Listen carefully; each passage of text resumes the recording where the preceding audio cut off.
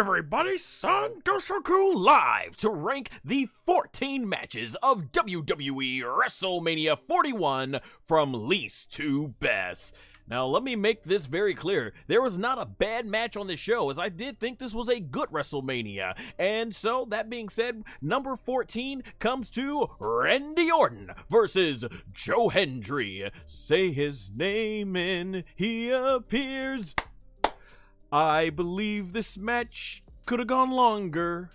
Okay, so, so Randy Orton, Joe Hendry. So, hey, big props to Joe Hendry coming on out here, getting, his big WrestleMania moment, getting that huge exposure for people that were just seeing Joe Hendry for the first time. They got to see millions of people, millions on Netflix and Peacock, were able to go ahead and see Joe Hendry live for the first time, see what this guy's all about. TNA got their world champion exposure, and it was not a squash match. Basically, it was a short match, but not a squash. Joe Hendry did get some offense in and showcase what he could do. Randy Orton, of course, went ahead and showed off his signature moves and everything. And honestly, this perhaps gave us the biggest viral moment of the entire event when Joe Hendry does his classic turn around, and then Randy Orton comes in with the RKO and bam, right out of frame. Like I said in my review, I was cracking up like 2 to 3 minutes non-stop. And also on top of that, it was the funniest thing I think I've seen on WWE programming since the whole Sami Zayn thing. When it was like Sami Zayn doing the Usi stuff with the bloodline from about like 2 or 3 years ago. Yeah, this was fantastic in terms of that. So this right here though, because I have to rank every match from least to best, like I said, I don't think this was a bad match, but unfortunately, when I compare it to everything else, I think everything else stood out more. And so this was more so about a moment. And as I've often done with some of these ranking matches, you'll notice, for those of you who watch my ranking content, hey, what is up, Steve-O? Thanks for joining the chat. It's cool to see you. I think it's the first time I've seen you on a live stream for me, so it's cool.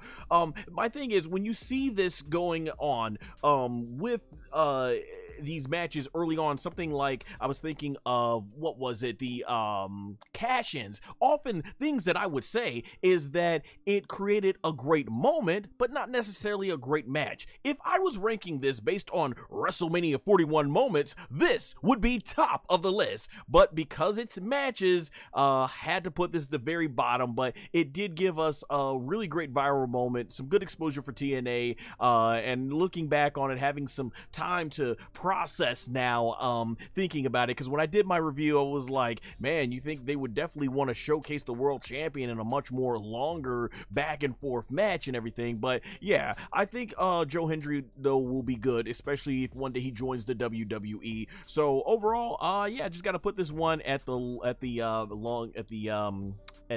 bottom though, compared to other matches.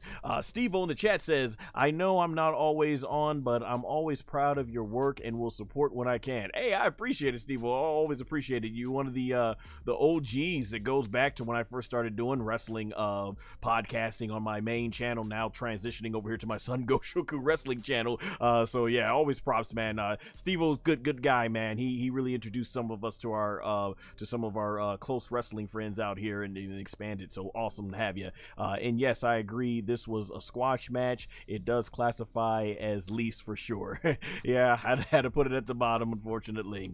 All right, coming in at number 13, The New Day versus the War Raiders. So like I said in my ranking match, I am a fan of both the New Day and the War Raiders, and they can definitely put on good matches. But what this match really suffered from a lot was the lack of story buildup. Going back to January, as I mentioned, Triple H did a fantastic job of building up the SmackDown roster's tag team division. And as that was going on, you end up getting to the point where you see, you're like, oh, this is going to lead to a really good multi-man match. But unfortunately, it did not. We're going to get a TLC match tomorrow night, as of when I'm recording this, or actually live streaming this. So this one was like built up like 2 weeks, almost, I think, like 2 weeks. And one of the things about this match, is the New Day and the War Raiders, there wasn't much story here put into this match, and I think you really felt it in the crowd audience. The audience, they were very quiet through a lot of this. this, and hey, they were trying. Like that spot right there I used in the screenshot, that was an awesome spot. And I thought Kofi Kingston, you can see how wide-eyed he is. I thought his celebration when he won the title was fantastic. But yeah, this match, it was good, and I think I even said like it felt like a really good TV level match, but not a WrestleMania level match. But good nonetheless. However, I just didn't think it stood out compared to everything else on the show. I mean, at least this was longer than Joe Hendry and Randy Orton, so that's why I had to put this one at 13. I just would have, if you're gonna put this match at WrestleMania, I just wish they would have put a much more bigger story, and it would have been nice if they could have involved Big E, even if he wasn't gonna get physical. If he could have been backup for the War Raiders, just something to really capitalize off of the amazing heel turn that they did with the New Day. All right, before we move on to the next one in the chat, Steve says, Raw TV match, LOL. And he says, and yes, agreed, I love the New Day heel turn, but they just kind of stopped the excitement after they turned on Big E. Yeah, they really should have went full throttle with that. But I'm looking forward to see where the New Day goes now as a tag team and building up a newer, younger tag team to eventually dethrone them. So we're getting back on the right path, at least. All right, I'll take a little break of water here. All right, number 12, Logan Paul versus AJ Styles. Once again, I thought this was a good match. There was a lot of complaints that I've seen from everybody, or not everybody, but majority. The majority consensus on this match, from what I've heard in other reviews, is that this match is essentially was very slow paced. Hey, we got Papa Gino. What's up, Gino? Thanks for joining the chat. And that being said, as far as this match, the slow pace didn't really bother me because I was just blown away by the athleticism. I have constantly praised Logan Paul. Like I said, I don't follow him in real life and stuff. A lot of my friends are more known about what he does, like, you know, outside the WWE and everything. But when he gets in that ring, as a WWE fan, man, I am impressed. His athleticism was off the charts in this match. AJ Styles really good as all, and I even said I think this was one of AJ Styles' better WrestleMania matches because I was there at WrestleMania 33 with Shane McMahon, and I was absolutely loving his match with LA Knight last year. And I put this right here. Like, if you had to tell me pick the 3 best AJ style WrestleMania matches, I would put this one right in there with those 3. The ending with Karrion Kross was something in terms of how they involved him, and there was something that was brought to my attention by a good friend of mine, the man 0001, who attended this show live, and he was also on my other ranking video, that stream that I did yesterday. The thing about this one is that it does get very trope heavy, like Logan Paul tropes, where his matches are starting to follow the same formula.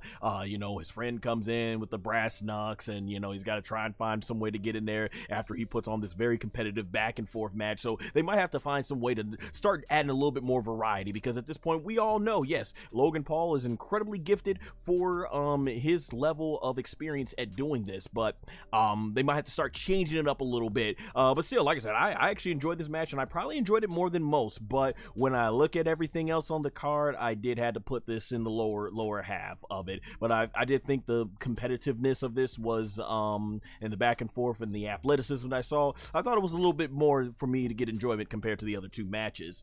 All right, let's look and see what we got in the chat before we move to the next one. Steve-O says, good match, but not great. Knowing what both men are capable of, expected more. I can totally understand that.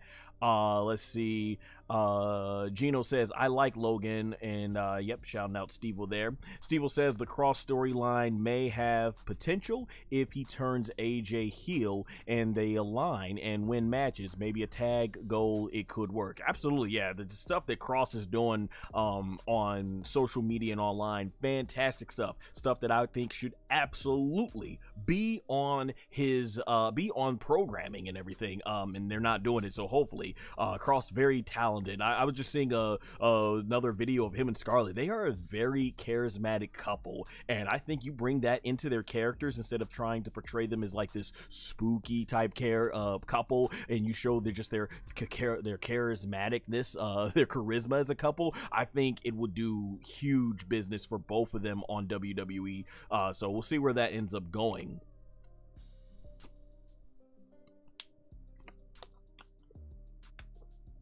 All right, number 11, Tiffany Stratton versus Charlotte Flair. One of the biggest advertised matches that was on this show. And where do I put it? It is going to be a little bit low on this list. But like I said, I didn't think there were any bad matches. I enjoyed this match. What this match felt like was, man, they felt like they were really laying it in. And if you look at Tiffany's face there, with, you know, I think something blood got on her teeth to the point people thought that her teeth were chipped. And she had a knot on her, a big bruised knot on her head. Yeah, these girls were going at it. They were going ham on each other. So that really helped, I think, add a certain level of intensity to this match, just how hard they were really going at it and things like that. So I really enjoyed it from that aspect. And when I look at this match, you know, it's going to be really historically significant in terms of Tiffany Stratton. She got the big win, a big clean win on Charlotte Flair, which to me was one of the great things about Triple H's booking, because, you know, like I mentioned in my review, Rhea Ripley, she was at the same age that Tiffany is now, and they had her lose to Charlotte Flair, and then she had to rebuild herself back up 3 years later. And granted, I admit, Rhea Ripley became a much better character, a much better seasoned performer when she did come out the second time to take that title off of Charlotte Flair. But I'm glad that they're not doing this. Shout out to my boy Aaron Riff of NoDQ.com, who has a saying, you gotta strike when the iron is hot. And that's exactly what Triple H and his booking team did with this. They knew that fans are behind Tiffany Stratton, and they realized that, hey, we can use someone like Charlotte Flair's star power to help elevate Tiffany Stratton. And I think that's what really was awesome about this match. I did enjoy this match. Had some of the better crowd heat in terms of fans really being behind Tiffany Stratton and booing Charlotte Flair. There was other parts that they were quiet for this match. So yeah, I think because of that, I gave this match a little bit higher than the first few matches we just talked about. However, this match I do think falls short of the glory compared to other Tiffany Stratton matches. Like, I really enjoyed her NXT matches with Becky Lynch more, and I thought Charlotte had a better match with Rhea Ripley at her previous WrestleMania. So I'm not gonna look at this as either of their best matches, but this match did what it needed to do, which is to legitimize Tiffany Stratton, giving her a 100% clean win over Charlotte Flair, which very few women in the WWE have done. I think only Nikki Cross, Carmella, I believe Rhea Ripley, Nia Jax. Yeah, very few women who have defeated Charlotte Flair clean. So that is a huge nod of approval on what the WWE sees in Tiffany Stratton. So like I said, I don't think it wasn't the greatest match, right? But it wasn't bad either. I thought it was a good, solid match. Let's check the chat here. Make sure I'm where is the, oh right, yeah, Gino says top 10 incoming. Oh yes, indeed. Get your popcorn ready.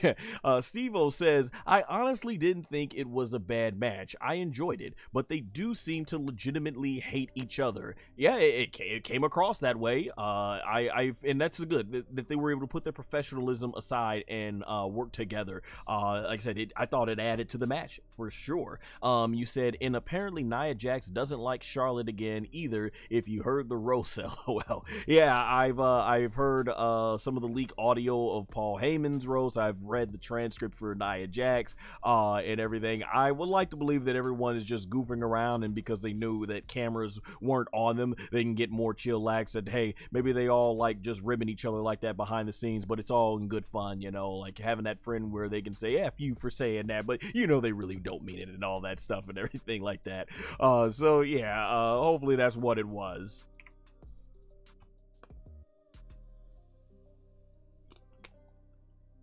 All right, so we start kicking off with our top 10. Coming in at number 10, El Grande Americano versus Rey Fenix.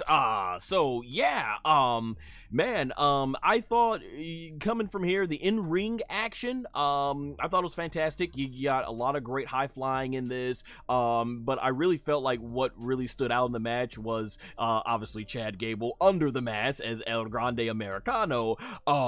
Basically, man, he was hilarious. From the entrance to, I think, was it Alicia Taylor not getting the memo in terms of where he's from, but yeah, just the way he he worked the match. This is what just makes Chad Gable such an amazing performer. The fact that he can go out there and wrestle amazing like this, but yet work the entertainment aspect into the matches with the whole putting the metal plate into his mask. Thought that was absolutely hilarious. And I thought there was some clever stuff in here. I love when Rey Fenix is running across and he kicks, he kicked with such force that sent him from like one side of the ring to the other side of the ring. And I'm thinking like, oh, that was a nasty kick. And then he's selling his leg and I'm like, what's going on? And then they start pointing out, oh, it's the metal plate. I'm like, that's brilliant. Like, I love it when you can do some heel work that's like, you know, you cheated, but that's clever. That's actually clever. So that was pretty funny. And then of course in the end he's able to do the headbutt that knocks Rey Fenix out, and he goes off and does the flying headbutt with it, which honestly I gotta be honest, after the whole Chris Benoit situation and Dynamite Kid, I think they should actually ban the headbutt. And I mean, it didn't do Daniel Bryan any favors, I think, with the neck. So it's unfortunate to see that move still being used, and I just hope that Chad's able to keep it together, because it sounds like nothing good comes from doing that move, but I digress.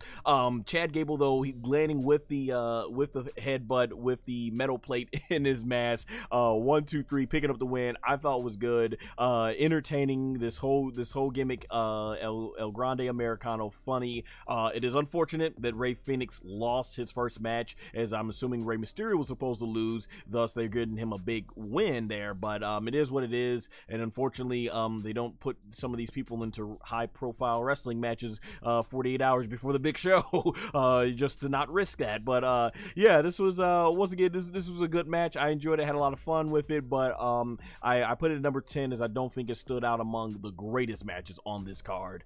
All right, let's check what we got in the chat here. Let's see. Gino says top 10 in his debut. There we go. Yeah, absolutely.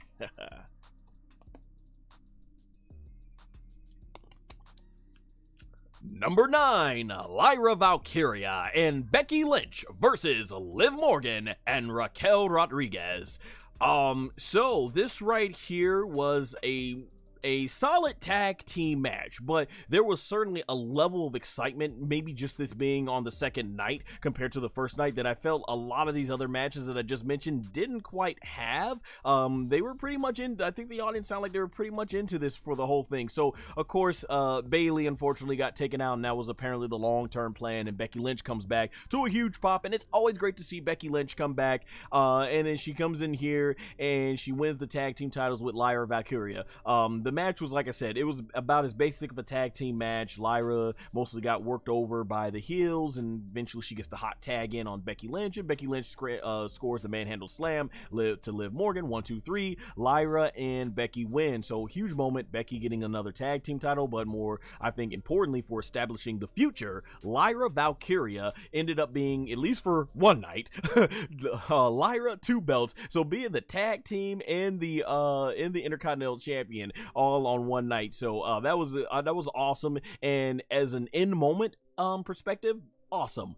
But ultimately, historically, this is not going to really mean much in the long term as far as a potential tag team for Becky and Lyra, because they killed it off the very next night on Monday Night Raw, and Liv and Raquel got the titles back, which I always figured was the original plan, was for Liv and Raquel to be the tag teams, because they're such a great team, and I don't think there's any built-up women yet right now in the tag team division. So I kind of figured it was going to go that. I always figured that Lyra and Becky would team up before they end up doing their split, so it's almost, why didn't they do that? Shout out to my boy SMP. He's been making a good point, though. Why introduce these mid-card titles and not utilize them? You could have had Becky, you could have had Chelsea and Lyra defending their mid-card titles with other women that you're trying to help elevate, and could have maybe put Bayley and Becky together as a team and go in the tag team division. So I felt like there's other ways it could have been worked for this. But overall, like I said, even though it was a pretty basic tag team match, I thought it was exciting. It was fun, exciting tag match, and I thought I put it right here in the top 10. All right, let's see, next one.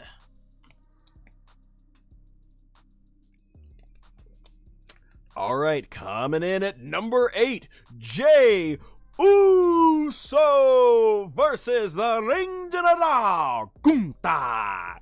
Alrighty, so with this set in mind, excuse me one moment, because man, it is getting hot over here.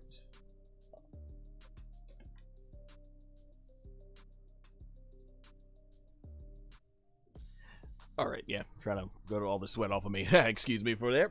All right, so getting into in terms of this match here, Gunther and Jey Uso. I like this match. Once again, I didn't think it was among the greats of this card, but a good match nonetheless for the story that it told. I did think it was much better than Jimmy Uso versus Jey Uso. I like the storytelling part of that match, but obviously there's a lot of spamming kicks, super kicks back and forth, and it should have been, I thought, longer.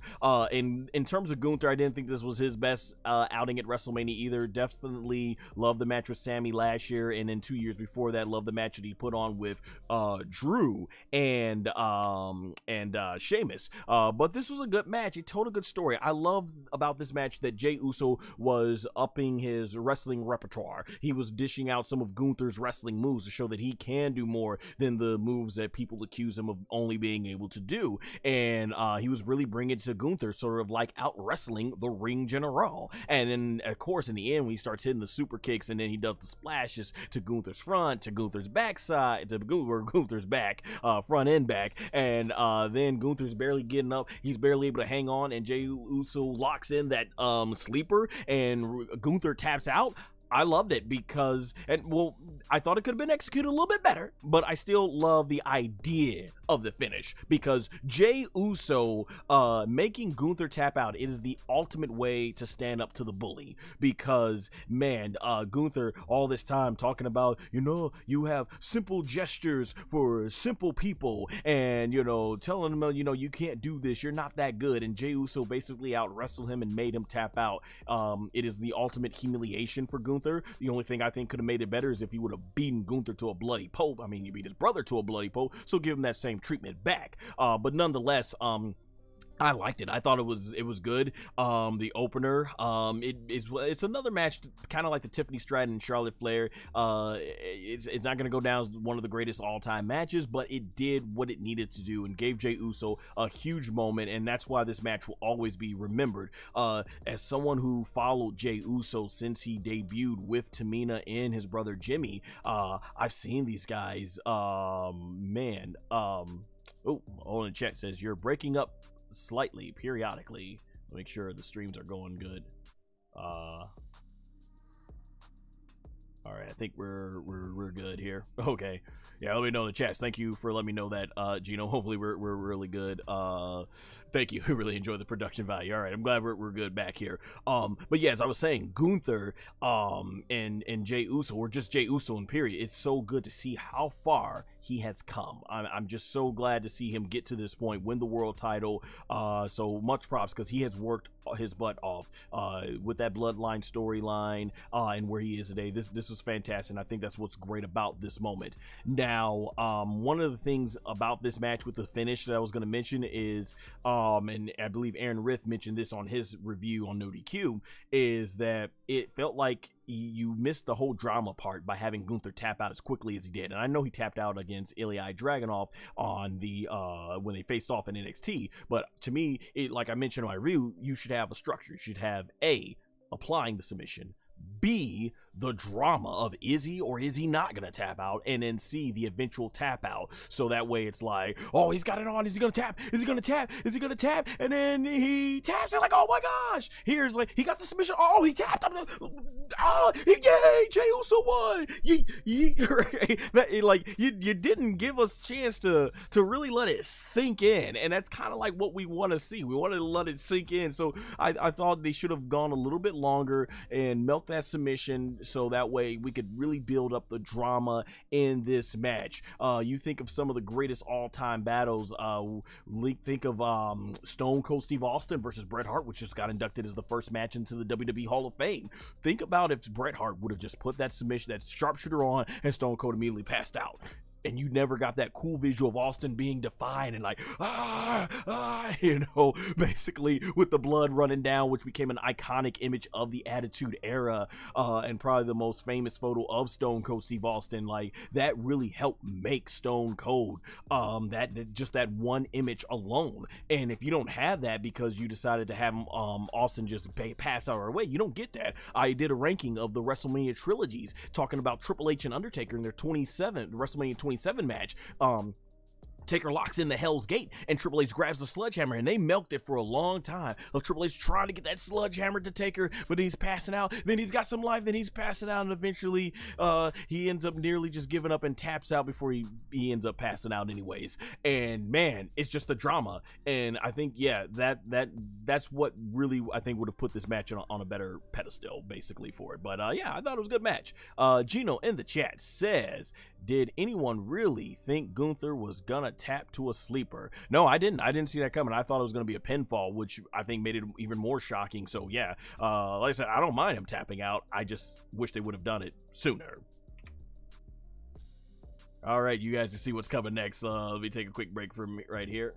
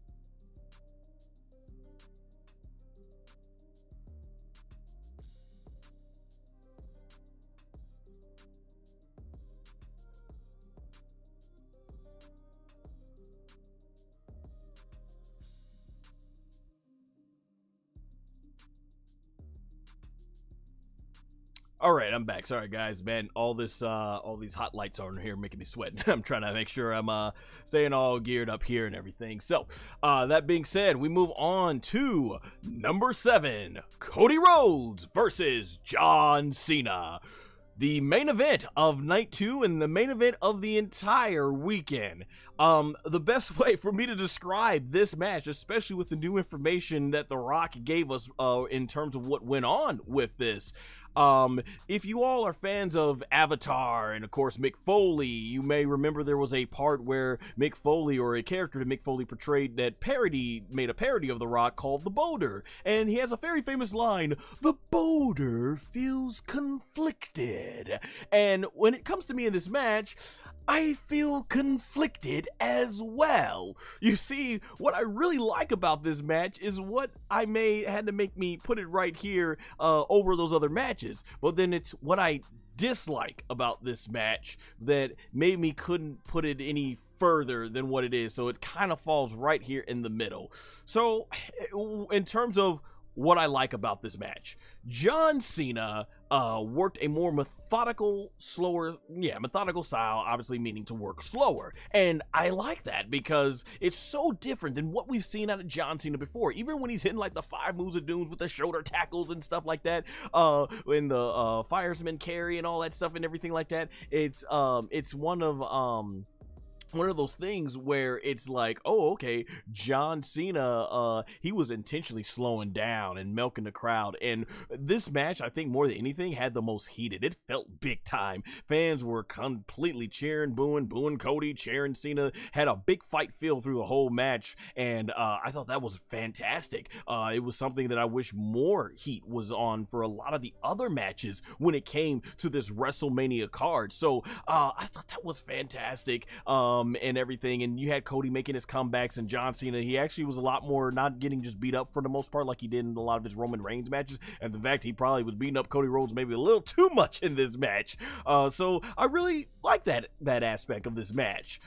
But the part that I dislike, and the reason why most people are not liking this match at all, is the finish. Travis Scott's music hits, and when Travis Scott comes down, he makes this long, slow walk down that long WrestleMania aisle and gives Cody plenty of time to recover. And of course, in the end, while Cody does end up taking Travis Scott out of it, that's where you got to see Cena, where he ended up doing the he take the turnbuckle off. And that's another thing I want to shout out to Geekdom 101 on his World of Geekdom channel. He brought up a good point how he would have loved to see Cena work more of a heel style in the match in terms of poking the eyes, basically doing low blows when the referee wasn't looking, basically doing all that type of stuff. And when you get to the end of the match, and I was on the No DQ review live talking about how if you go back to that Kevin Owens match with Cody Rhodes during Saturday night's main event, when the referee wasn't looking, he took that steel chair and boom, he hit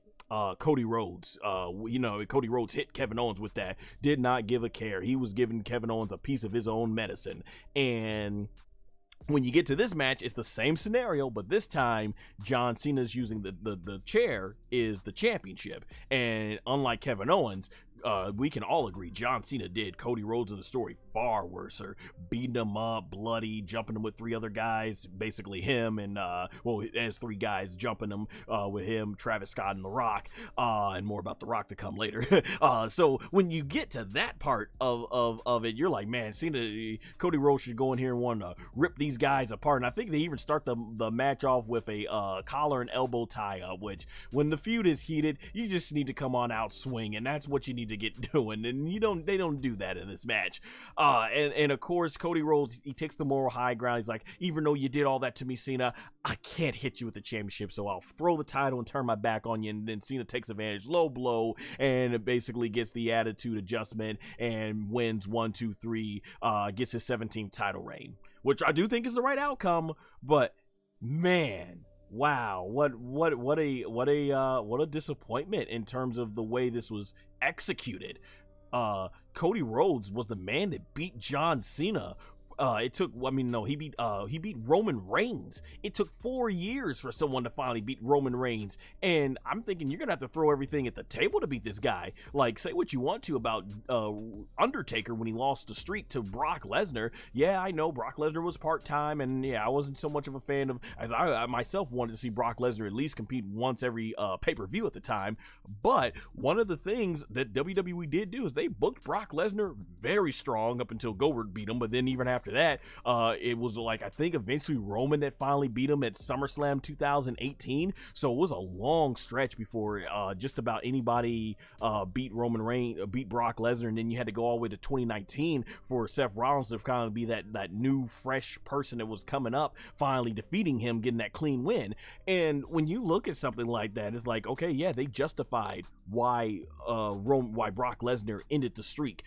He was going to be someone tough to beat. Same thing with Kevin Owens. He had this awesome match with Stone Cold Steve Austin in WrestleMania 38, and Kevin Owens was booked strong after that, showing that, yeah, you went toe-to-toe with one of the all-time greats, and even though you lost, we're going to make that mean something. Here, man, I just think Cena was like that. You have John Cena beat Cody Rhodes like that? Yeah, I thought they could have done more with that in terms of that. And then of course this whole feud, The Rock not showing up, and if you've all heard by now, The Rock went on Pat McAfee and more stuff's come out about it. And honestly, I still stand what I was saying back on the No DQ review, is that if The Rock was not going to be a part of this, WWE should have said that. They should have had Cena go on the microphone and just simply say that, hey, you get nothing, and that means The Rock, or have The Rock send in some sort of video package with his phone or something, and just say that The Rock, the final boss's work is done here, and John Cena will take it. If you set that expectations for the fans, then hey, we're not thinking about, oh, is The Rock going to show up? Is Travis Scott going to show up? So that's another thing. You gave this match some unexpected. You distracted with The Rock. It distracted from what the focus should be: Cody and Cena. And I'm fine with that. Just say that The Rock's not going to be there. So I think WWE really poorly handled this whole situation in terms of teasing The Rock. They should have made it right off the bat. It distracted from this, but nonetheless, we did get the big moment. It's going to be a historic moment. We'll always remember it. You know, Undertaker and Brock Lesnar wasn't the best match at WrestleMania 30, but we always remember the streak ending. I don't think this is going to, this is not going to go down as the best main event ever, obviously, but we're always going to remember John Cena winning his 17th world title reign. So I had to put it in the middle for that one. All right, in the chat, Gino says, I said in my review, Cena wrestled poorly on purpose to show fans that 5 moves of doom actually are entertaining. Good point. Yeah, I like Cena's performance. That's why I had to put it here, at least in the middle and everything.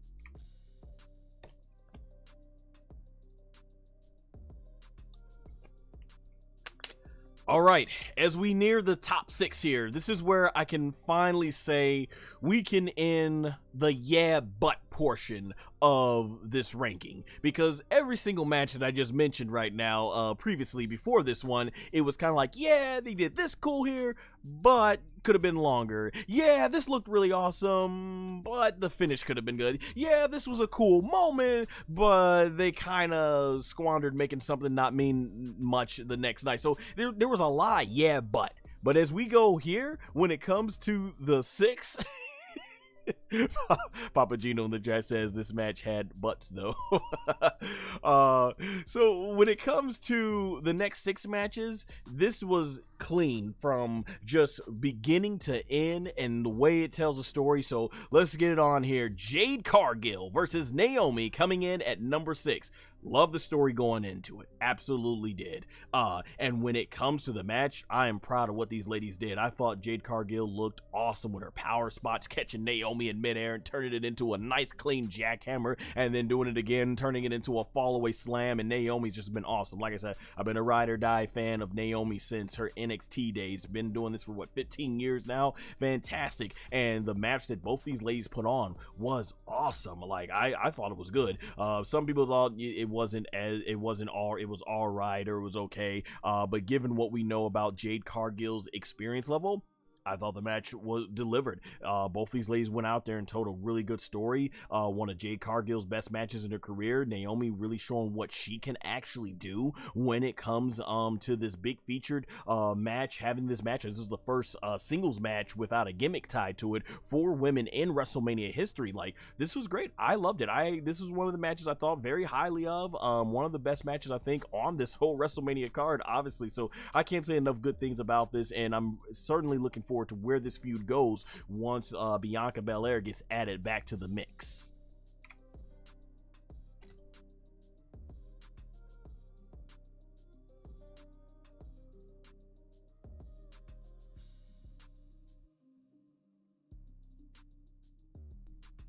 All right, so we start off our top 5. Drew McIntyre versus Damian Priest. You know, a lot of people weren't excited about this match, but man, coming into it, I knew these guys were going to throw on a hard-hitting match, and they absolutely delivered. But first, in terms of the story build-up, these guys, I thought, did a great job making the most of the story, and it had tie-ins going back to where we left off at WrestleMania 40. So, yeah, hard-hitting, awesome stuff. Drew McIntyre doing the thing with his phone from his brother, when he did, like, that spot I showed right there in the screenshot, when he prevented getting his head crushed in with the chair, doing the choke slam, the DDT, the future shock DDT onto the steel steps, Damian Priest going through the 2 tables. Yeah, this was hard hitting. These 2 guys absolutely just showing why they are 2 great heavyweight fighters in that squared circle. Like, I loved it. Their performance was awesome. I can't say enough good things. Like, I definitely think this is one of the best matches of WrestleMania, and it's not convoluted either. Very simple storytelling, very nice clean match from start to finish. So not enough good things. It was definitely very good, hard hitting match, and Drew McIntyre picking up the win I think is the right move as well.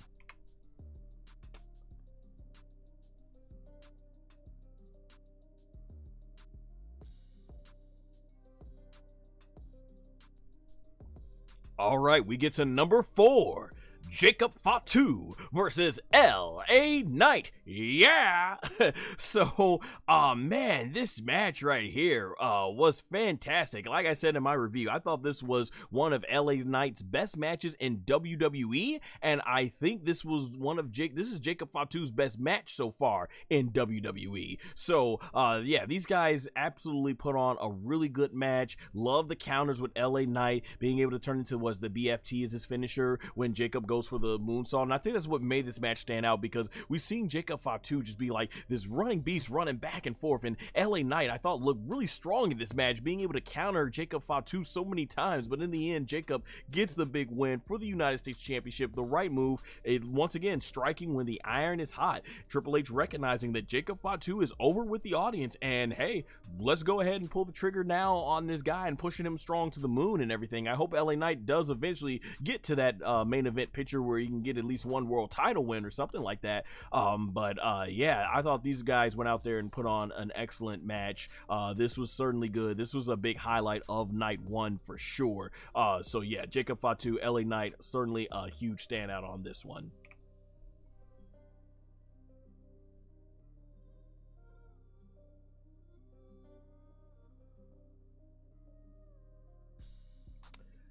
See, Gino in the chat says LA Knight needs to have a mic in his hand every night. Absolutely. Yeah, I agree with that. All right. So, number 3, we get to the top 3. Now, when we get to these top 3, these are the 3 matches that I thought are gonna go down as all-time greats in WrestleMania history, because man, these 3 matches absolutely made this WrestleMania certainly push more towards the good part than I think the bad part, which is, yeah, these 3 matches right here, and even those other 2 matches, is why I can't in good conscience say that this was the worst WrestleMania as some fans are saying out there. So number 3, Dominic Mysterio versus Braun Breaker versus Finn Balor versus Penta. These 4 guys went out there, did their thing. Finn Balor showing why he's so awesome as always. Braun Breaker looking like an absolute beast.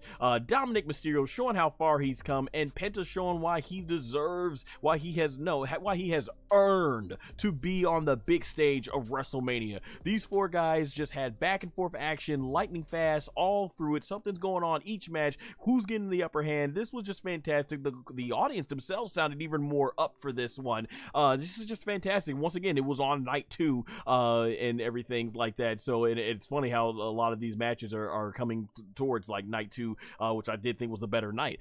This was fantastic, back and forth, and of course the big moment of Dominic Mysterio getting the win, and Braun Breaker not having to take the pinfall and everything, or even Penta as well. I thought was no, actually I think Penta, was it Penta? I forget who took the fall. I don't have my notes with me and everything. I know Braun didn't have to take the fall though.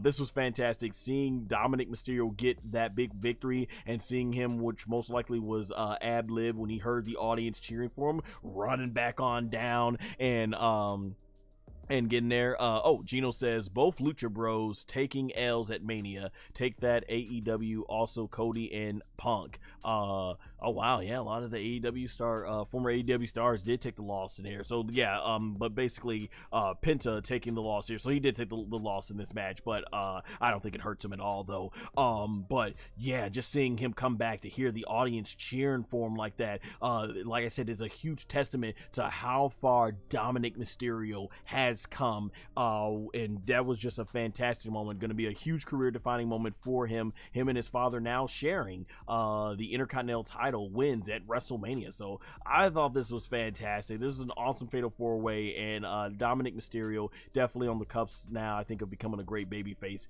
It's cool to see that fans have earned his respect. Dominic Mysterio, truly, he's not basically, oh, he's Rey Mysterio's son. It's like, oh wow, Dominic Mysterio is a great performer, and you know what, he just so happens to be the son of Rey Mysterio, or if you still believe WWE lore, Eddie Guerrero.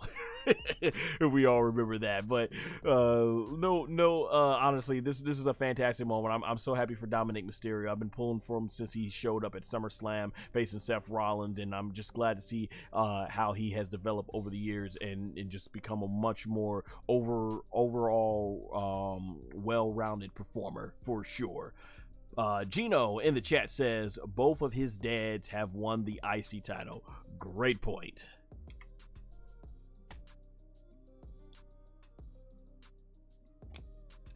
All right, and now we get to the final two. Man, when I tell you, for the days that I was thinking about ranking, I went back and forth so much. This was so hard to not put as my number one, because the next two matches, you honestly, if you feel this is the number one match, you get no argument out of me, because man, holy crap, was this so hard to not put it number one. But I'll explain why I made this number two shortly. But yeah, coming in at number two, Io Sky versus Bianca Belair versus Rhea Ripley. These three ladies went out there and did their thing. Tremendous triple threat match. You know, Io and Bianca, I remember I was there live at SummerSlam in 2023, put on an absolute banger with Charlotte Flair. So I mean, the chemistry with these three women are unmatched. She's had such amazing matches, Io that is, with Bianca Belair and Rhea Ripley. So you put this in there, it was awesome. We even got a little bit of one-on-one action between Rhea Ripley and Bianca Belair, which no doubt is going to be a great tease for the future. Hopefully these two get their WrestleMania one-on-one match down the line. I think they can even main event WrestleMania. Their star power, I think, certainly has earned them that. But yeah, this was tremendous back and forth action, very fast paced. There was no dull moments at all. Great sequences. Like, these three women just went in here and they were just sinking, gelling, just, man, the cleanness of their transitions, just amazing. The power on display. Io Sky doing all the backflips and everything, and coming showing, you know, why she is the genius of the sky. And then Rhea and Bianca, just like in that screenshot, the way they utilized their power. And there was just so many spots where you didn't know who was going to get the upper hand. Is Rhea winning here? Is Bianca winning here? Is Io winning here? And in the end, Io ends up picking up the victory with the moon, what was it, the over the moonsault or something like that, onto Bianca Belair, pinning her 1, 2, 3. Huge moment, for huge star defining moment, I should say, for Io Sky, because she's already a star, but this really defined her, that she deserves to be, that she has earned to be there at the top with Rhea and Bianca. Just fantastic, like showing why they are three of the best, and that is what this match did here. And even as someone who's a Bianca Belair fan, like I said, I think that they should have gone with Bianca Belair winning. There was a lot more mileage that you could get out when it came to doing the streak, especially with New Orleans. And I think that would have been awesome. Rhea Ripley versus Bianca Belair with the streak on the line, and playing up on how Asuka and The Undertaker lost their streaks. But unfortunately, it's not meant to be. But Bianca Belair, still in my book, I think, and I think a lot of other people's books, she has earned the title Miss WrestleMania. Because when you look at what the work that she has done throughout WrestleMania 39, we're going back to WrestleMania 37, and the matches she's had with Mercedes at the time known as Sasha Banks, Becky Lynch, Asuka, now Io and Rhea Ripley, and even teaming up with Jade and Jade and Naomi going against Damage Control last year. I mean, she has really taken on the who's of who in terms of today's division and stuff, women's division at WrestleMania, and she had a classics with Bayley, not at WrestleMania, but nonetheless, I can't say enough great things about this match. The only thing, and it's not even a knock at this match, our number one entrant, my number one entrant on this list, I felt just had one thing above it, and that was the drama, the storytelling. Not that there wasn't drama in this, especially when Bianca Belair was letting everything out on Rhea Ripley and everything, like, you know, you're not better than me, with all the frustration she had to go through and the fans booing her. It definitely had its story there, but I think the drama of our next one took it up just a little step higher. But yeah, this was fantastic. One of the greatest WrestleMania opening matches in history, and I've seen every WrestleMania. It's going to go down as, I think, one of the greatest women's matches in WrestleMania history, and just plain and simple, one of the best matches, triple threat matches in WrestleMania history. I think it deserves to be on an all-timer list. If you were to take like the best WrestleMania matches, I think this deserves to be on the list. This is earned to be on the list. These three women went out there, laid it all on the line, and certainly to me, I think was the second best match in terms of just pure action. I think the best match in terms of just pure action at this WrestleMania.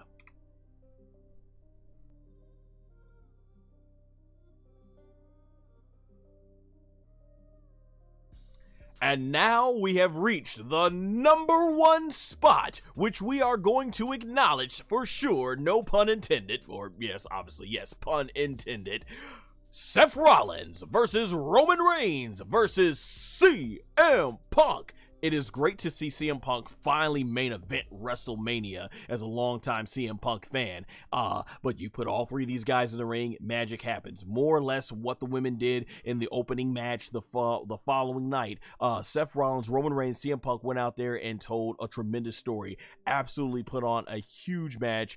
We got Notorious Heels Podcast. What's up, man? Great to see you here. Match of WrestleMania weekend for sure. Thanks for joining.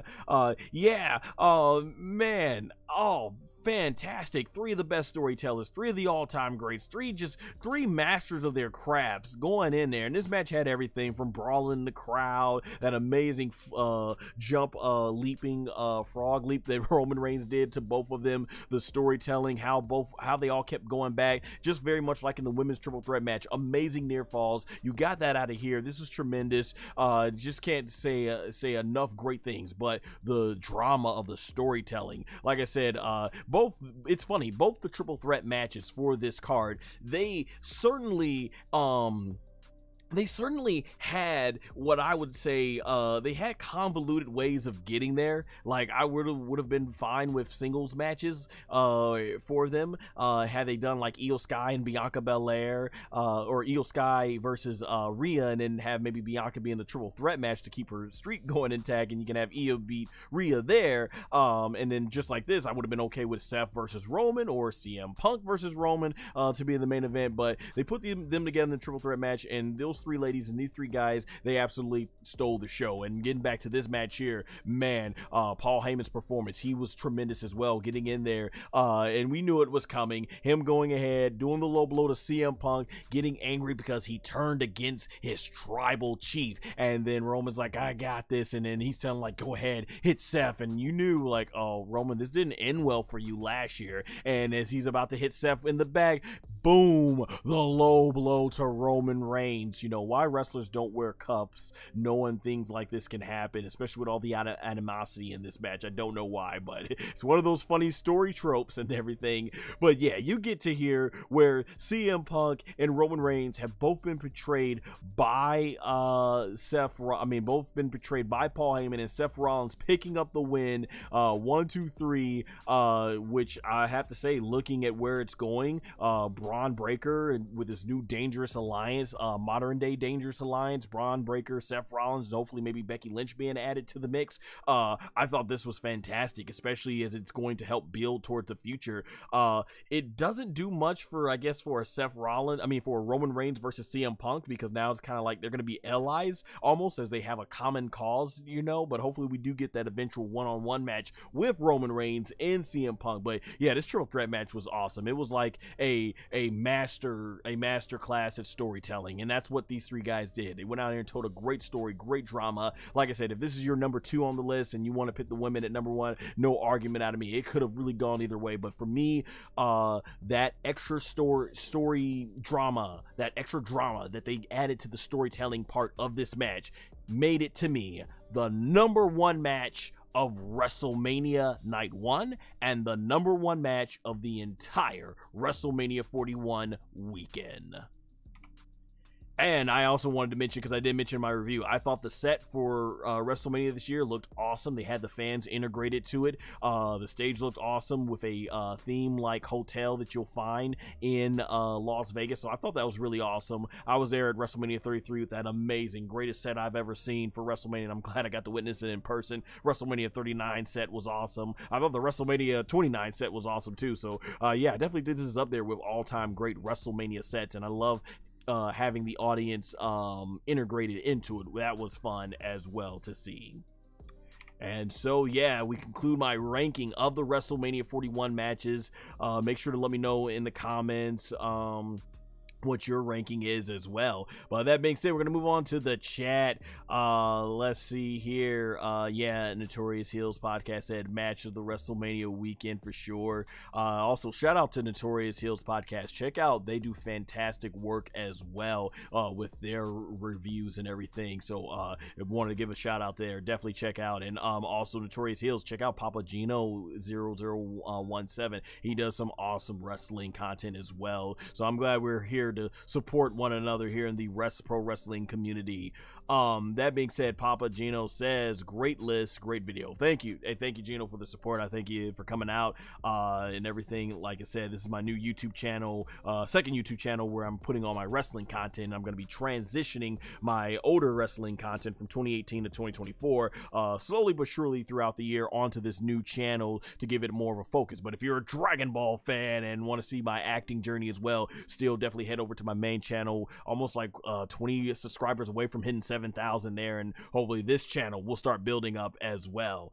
That being said, that concludes this, and thank you all for coming out in the chat, and hope you enjoy this on demand. But if you want a more detailed analysis of what I thought about WrestleMania 41, the link will be right there on the screen to check out the review, and make sure to follow me on my social media as well. All links will be in the description along with my affiliates in the description and pinned comment below. Thank you all for watching. Take care.